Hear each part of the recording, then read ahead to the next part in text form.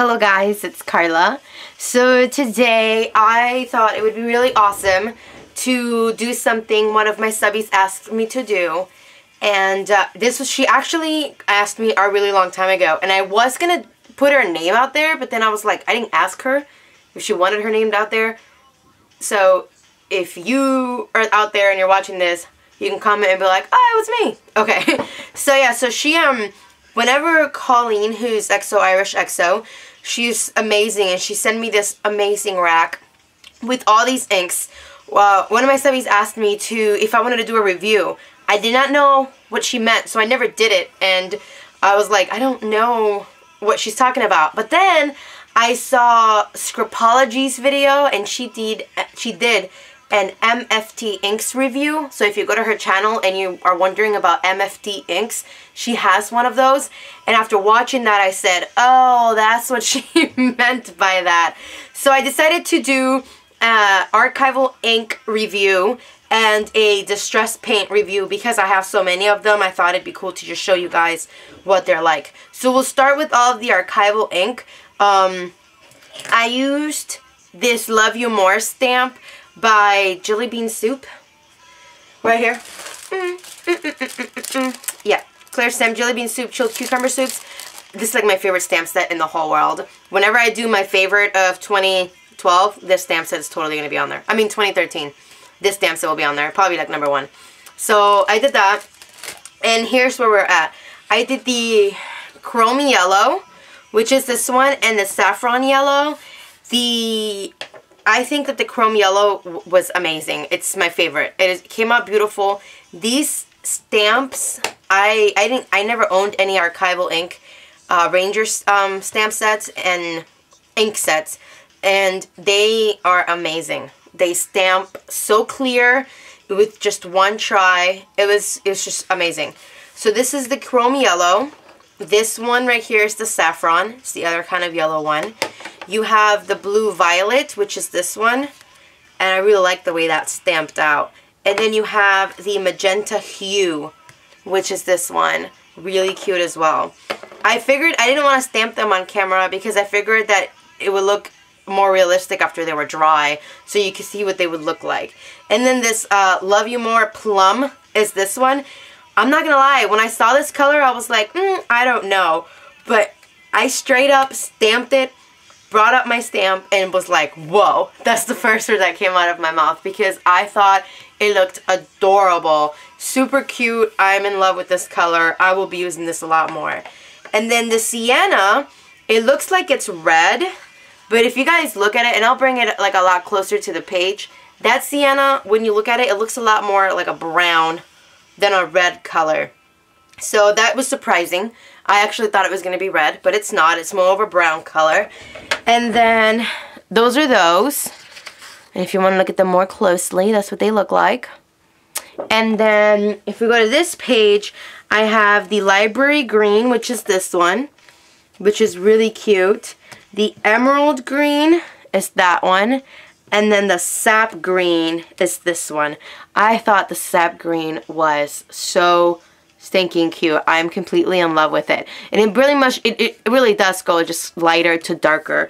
And the Sap Green and the Emerald Green were my favorite. So other than that, then I have the Aquamarine, which of course my favorite color is turquoise.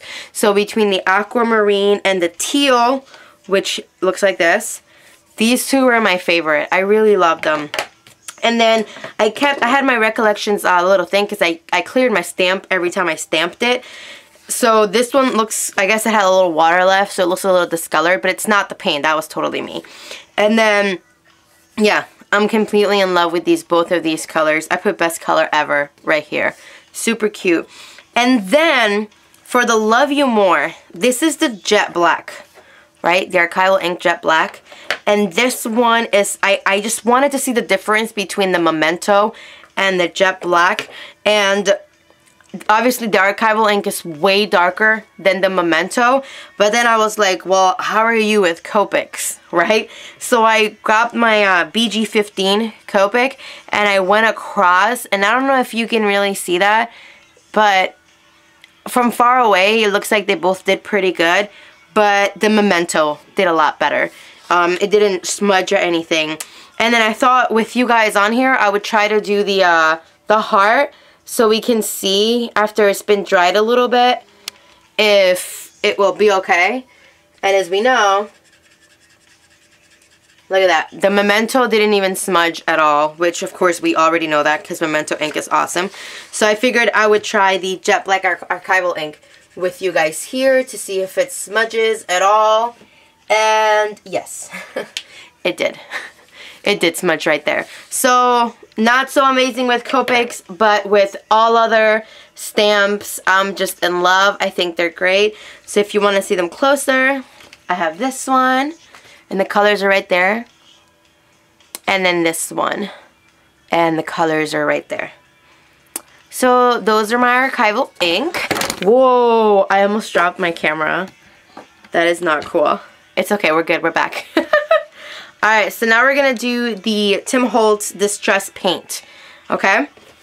And this is what they look like. And I also wanted to do these and let these dry, just so that you can have a realistic view of what they were going to be like.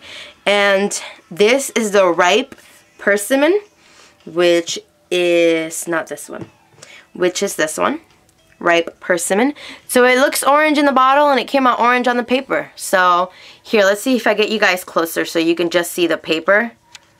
So you can get, there you go. You can get a closer look. So Ripe, and you can actually see the names that as well too, so that's a good idea.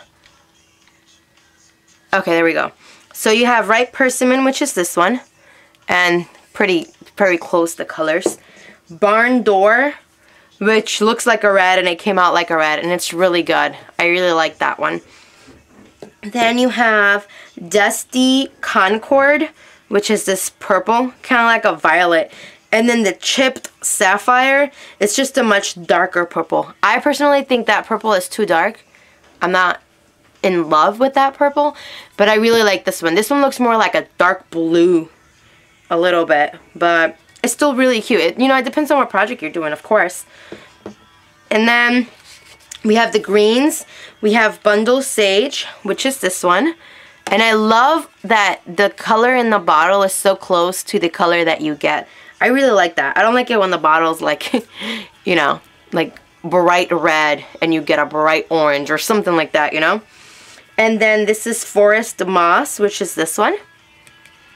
And then you have Crushed Olive, which is this one. So cute. And actually, I'm not in love with Crushed Olive. I say so cute because it matches so well, but Crushed Olive was not my favorite. Mowed Lawn is this one. Mowed Lawn was my favorite. That's a really nice green. I really like that green. I thought it was super adorable. So cute. And, oh, these paints, oh my goodness, I got from everybody and their mama. I mean, Colleen sent me some, emchantedsteph sent me some, Christina9501 sent me some, Aisha O sent me some. Like, I got some from like everybody. You guys are just the most amazing people in the world. But anyway, let's keep going. Broken China is this one, and it looks like that. It looks a little lighter on the bottle, but in the camera it looks kind of the same. Really like that one.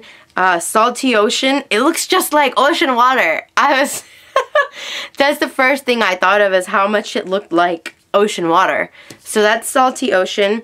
Then you have Weathered Woods, and it looks like that, and that's just like a silver color. That's what it looks like, silver. And you see, I didn't use a lot right here, but you can make it dark. I just didn't want to use up all my paint just on the paper. And then you have Antique Linen, which is this one. And that's kind of like a cream peach color. Kind of, sort of. Kind of like a vanilla. There you go. It's a vanilla. So we have that one. And then we'll move on. We have the yellows. And we have Mustard Seed. Ooh, which I actually have used in a couple of projects already. I really like, that's such a bright yellow. And it's so close. It's funny because if you look at the Archival inks, the chrome yellow goes with the mustard seed and the saffron goes with the wild honey. So I thought that was really cool how they did that, especially since it's the same company. So they look a lot alike. Alright, and then we have the Scattered Straw, which is this one. And if you have ever been to a barn, or you've ever like collected straw to feed to cows and horses and stuff like that or whatever, this is exactly the color that it is. So I was really impressed with the color and the name. I was like, that really is the color of straw. I was like, I know we feed it to the horses, but okay. So moving on. Then you have Picked Raspberry, which is this one.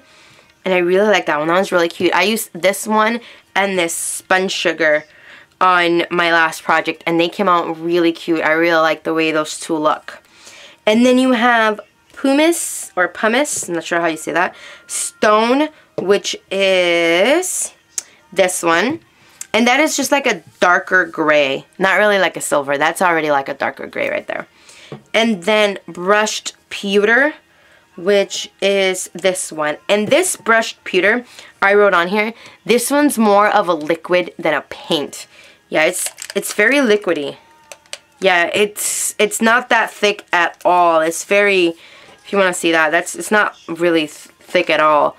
So if it goes with what you're doing, that's great. But just know that that's not really paint. So that's that one.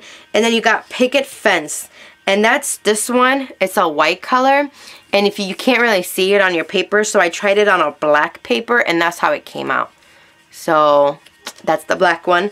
And I would put a little note there, and darker paper. And of course, I didn't use that much, but if you use a lot, you can make it a thick color. But I think it's really pretty. This is really pretty to use one of those Prima black papers and use a stencil on there. Like, I was going to use maybe this stencil and this in a black paper. I thought that was really cute. Oh, I think that would be really cute. So that's that. And then we have more of the darker colors. And you have the Gathered Twigs, which is this one. One of these four. That one.